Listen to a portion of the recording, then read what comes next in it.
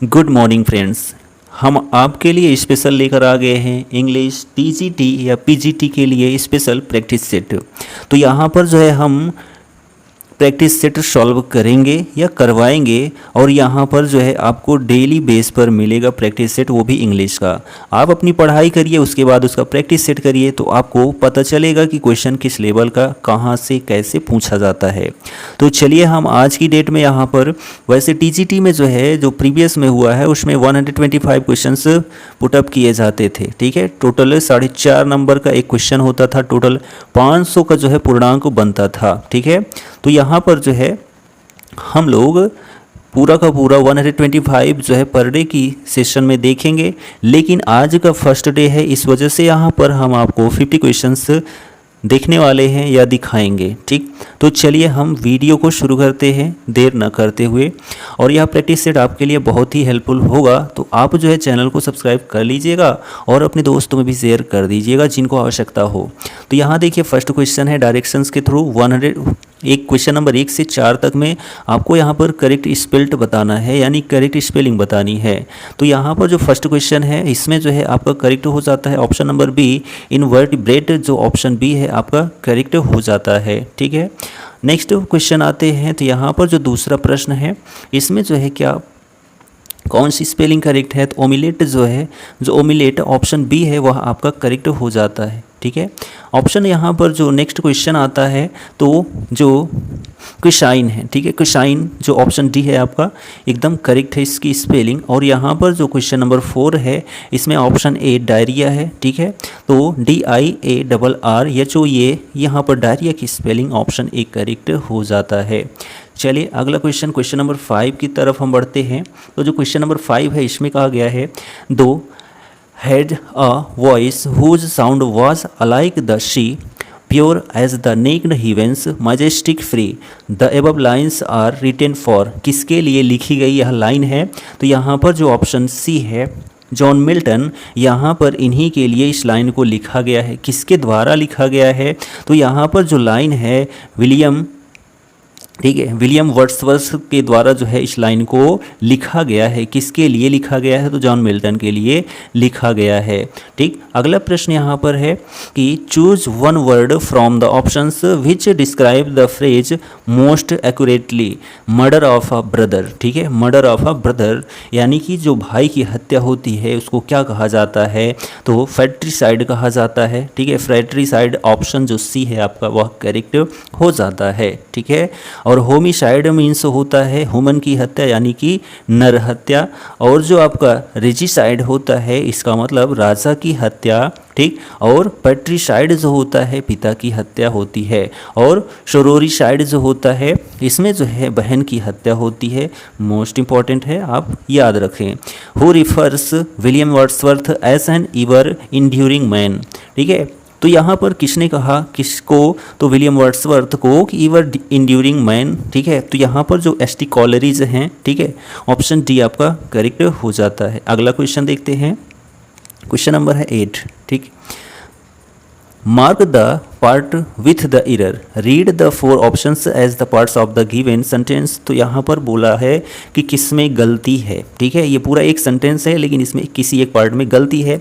तो यहाँ पर जो ऑप्शन डी है ऑन दियर अराइवल, यहाँ पर जो है गलती है। ठीक है, यहाँ पर होना चाहिए क्या, क्योंकि यहाँ पर ऑन हिज अराइवल होना चाहिए, तो ऑप्शन डी में आपकी गलती है। ठीक, अगला है यहाँ पर what is rhyme scheme of Petrarchan sonnet. ठीक है, what is rhyme scheme of Petrarchan sonnet, तो यहाँ पर जो है पेट्रार्चन सोनेट का जो राइम स्कीम है, ठीक है, सोनेट का वह क्या है, ABBA ABBA CDE CDE। ठीक है, तो यहाँ पर जो है 8 + 6 14, तो यह जो है 14 लाइन की होती है जो पेट्रार्चन सोनेट होता है। इसको इटालियन सोनेट भी कहा जाता है। ठीक है, तो आपको यह ज़रूर याद रखना है। ठीक, जो 8 लाइन होती है यानी कि ABBA इसको जो है ऑक्टेव कहेंगे। ठीक है, और जो आपका अलग 6 लाइन है, ठीक है, CDE इसको सेस्टेट कहते हैं। ठीक, क्वेश्चन नंबर 10 है transform direct narration into indirect narration. ठीक है, Ram said how lovely this flower is, तो यहाँ पर देखा जाए तो एक्सक्लामेशन मार्क का प्रयोग हुआ है, तो जाहिर सी बात है यहाँ पर जो है क्या होगा, एक्सक्लेम का प्रयोग तो किया ही जाएगा विथ जॉय के साथ, क्योंकि यहाँ पर दुख का कोई जिक्र ही नहीं है। तो यहाँ ऑप्शन जो बी है, Ram exclaimed with Joy that was a lovely flower. ठीक है, तो यहाँ जो ऑप्शन बी था आपका करेक्ट हो जाता है। नेक्स्ट क्वेश्चन है question number 11, the line they also serve who only stand and wait occurs in which of the following poems. ठीक है, तो they also serve who only stand and wait, यह किसकी लाइन है? ठीक है, यानी किसने कहा है? तो ऑन हिज ब्लाइंडनेस में जो है जॉन मिल्टन की यह लाइन है, तो जो ऑप्शन बी है आपकी यह करेक्ट हो जाता है। और ये ऑन हिज ब्लाइंडनेस जो है जॉन मिल्टन ने 1652 ईस्वी में लिखा था। ठीक, नेक्स्ट क्वेश्चन है, यहाँ पर कहता है द करेक्ट स्पेलिंग इज, ठीक है, इसमें करेक्ट स्पेलिंग क्या है? तो कॉन्सोनेंटल। ठीक है, कॉन्सोनेंटल, ऑप्शन ए आपका करेक्ट है। नेक्स्ट क्वेश्चन देखिए यहाँ पर, which of the following works of John Galsworthy puts forward John Galsworthy's ideas on the drama. तो ऑप्शन जो सी है आपका the inn of tranquillity, the inn of tranquillity of son C correct हो जाता है। Next question, choose one word from the options which describes the phrase most accurately. Incapable for being redeemed from evil beyond correction, तो यहाँ पर जो option D है incorrigible option D correct हो जाता है। ठीक, नेक्स्ट क्वेश्चन देखते हैं, तो find out the most suitable preposition from the given options. It was very generous, तो जनरस जो है ये फिक्स प्रीपोजिशन है, तो जनरस के साथ जो है क्या लगता है? तो प्रीपोजिशन ऑफ लगता है, तो ये फिक्स है, इसको आप याद कर सकते हैं। लेकिन बहुत सारे हैं, कितना याद करेंगे? तो आप जो है डेली पढ़ेंगे तो वह धीरे धीरे आपके दिमाग में आ जाएगा। You too offer to help me, तो यहाँ ऑप्शन जो सी है आपका वह करेक्ट हो जाता है। ठीक है, चलिए अगला क्वेश्चन यहाँ पर देखते हैं, तो बोला है कि 16 क्वेश्चन नंबर 16 से लेकर 19 तक आपको यहाँ पर क्या करना है, जो ब्रैकेट में दिया गया है उसी के अनुसार जो है चेंज करना है। तो the apple was too sure to eat. ठीक है, तो यहाँ पर देखा जाए तो रिमूवल टू का प्रयोग किया गया है, तो यहाँ पर हम लोगों ने पढ़ा ही है, आप लोग भी पढ़े हैं कि यहाँ पर जो है क्या होता है कि शो दैट का प्रयोग किया जाता है। तो यहाँ पर जो ऑप्शन डी है the apple was too sure to eat का क्या हो जाएगा? The apple was so sure that it could not be जो है ईटन, ऑप्शन डी करेक्ट हो गया। ठीक, चलिए नेक्स्ट क्वेश्चन देखिए, यहाँ पर है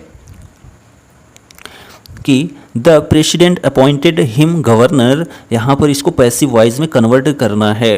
तो यहाँ अपॉइंटेड लिखा गया है, तो यानी कि सेकेंड फॉर्म में है, तो सेकेंड फॉर्म पास्ट में जाता है। ठीक है, पास्ट इंडेफिनिट में, तो यहाँ पर हम इसको जो है पास्ट में ही हम इसको बदलेंगे भी, तो जाहिर सी बात है यहाँ सेकेंड फॉर्म है, तो यहाँ हम वाज वर में किसी का प्रयोग कर सकते हैं। तो यहाँ पर हिम है, तो हिम का क्या हो जाएगा? सब्जेक्टिव फॉर्म तो ही हो जाएगा, तो ही वाज, ही की सिंगुलर के साथ सिंगुलर ही आएगा, तो ही वाज हो जाएगा।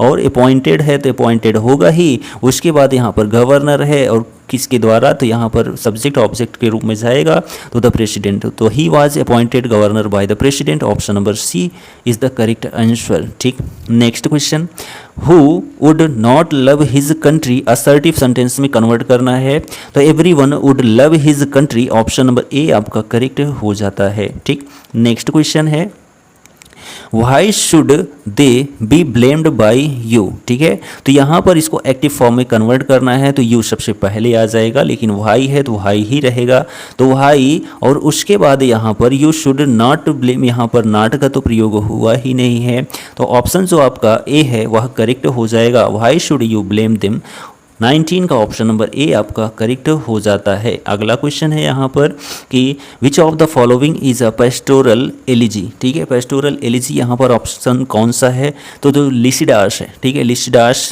जॉन मिल्टन की यह एक पेस्टोरल एलिजी है और 1637 में इसको लिखा गया था। A factual account of a person's life examining all available information and text relevant to the subject is called biography। ठीक है, तो यहाँ पर जो है जो इन्फॉर्मेशन होती है किसके लिए? दूसरों के ऊपर लिखी जाती है उसको बायोग्राफी कहते हैं, और स्वयं के ऊपर जब लिखी जाती है तो उसको ऑटोबायोग्राफी कहते हैं।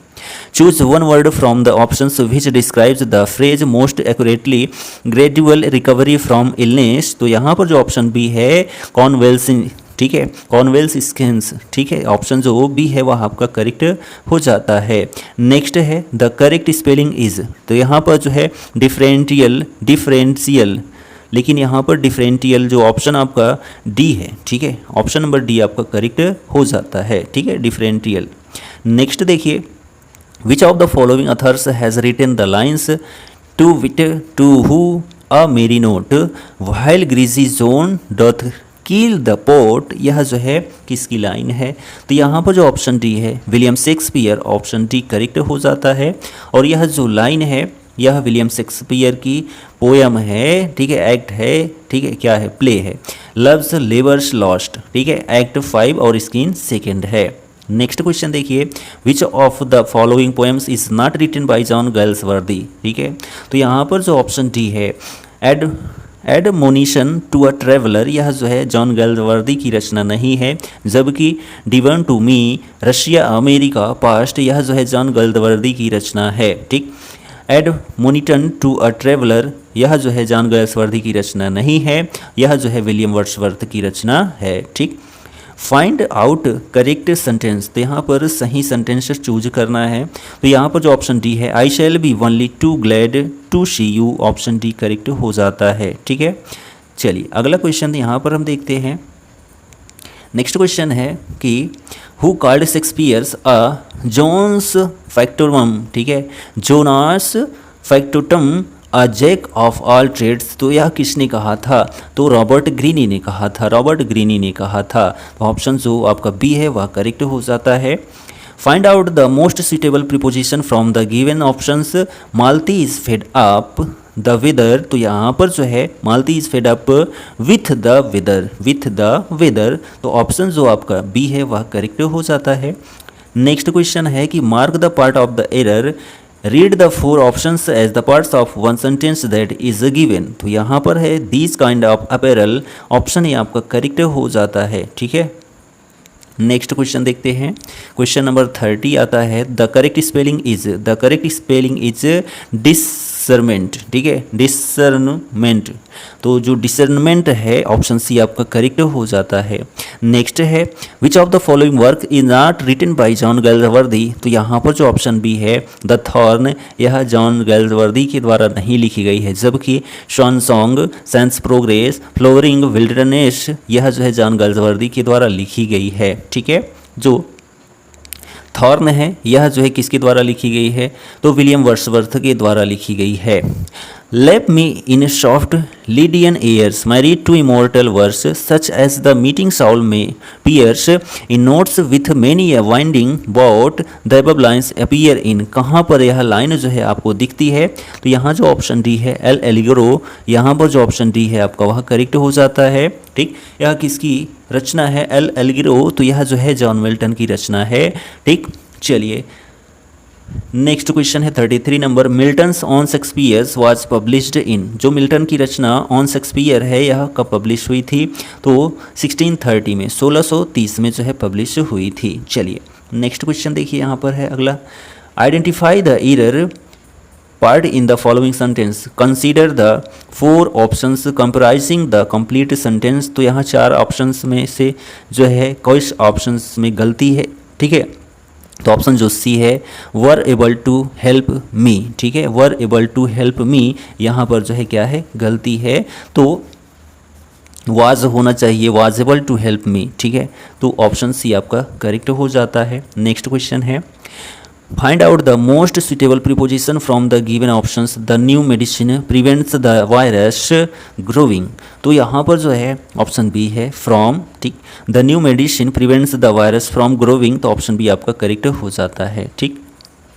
Among following sentences which is not correctly punctuated, तो यहाँ पर जो है जो ऑप्शन बी है आपका यह करेक्टली नॉट पंक्चुएटेड, ठीक है, इसका जो पंक्चुएशन है यह सही नहीं है, तो ऑप्शन बी आपका करेक्ट हो जाता है, ठीक।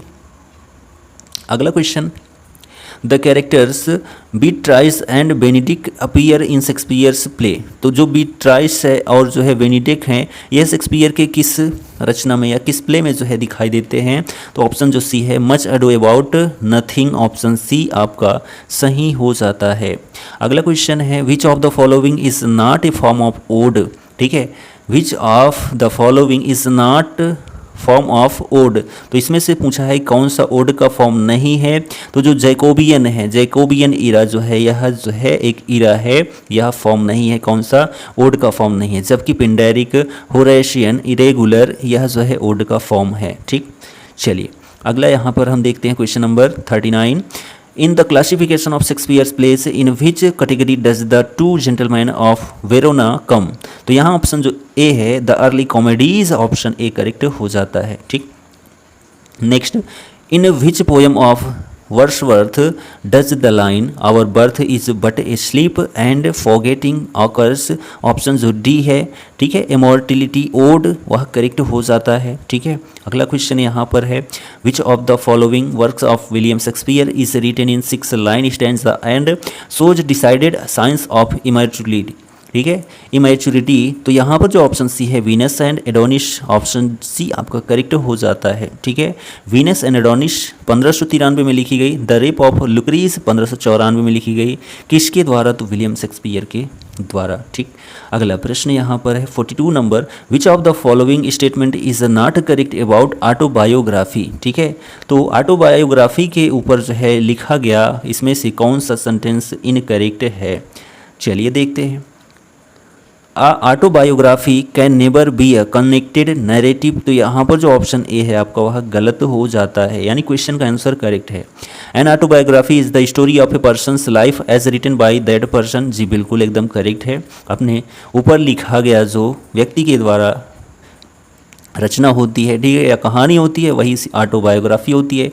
Memoirs deal at least in part with public events and noted personage other than the author. An autobiography is a record of author's life. जी बिल्कुल सही है, जो लिखता है उसकी लाइफ से संबंधित होता है। ठीक है, simulated autobiography is a device often used in the novel. जी बिल्कुल ये भी सही है। तो ऑप्शन जो ए था वह आपका इनकरेक्ट हो जाता। ठीक, यहाँ पर क्वेश्चन कह रहा है 43 से 44, ठीक है 44 question, identify the correct form of verb or phrase out of given choices so as to complete following sentence.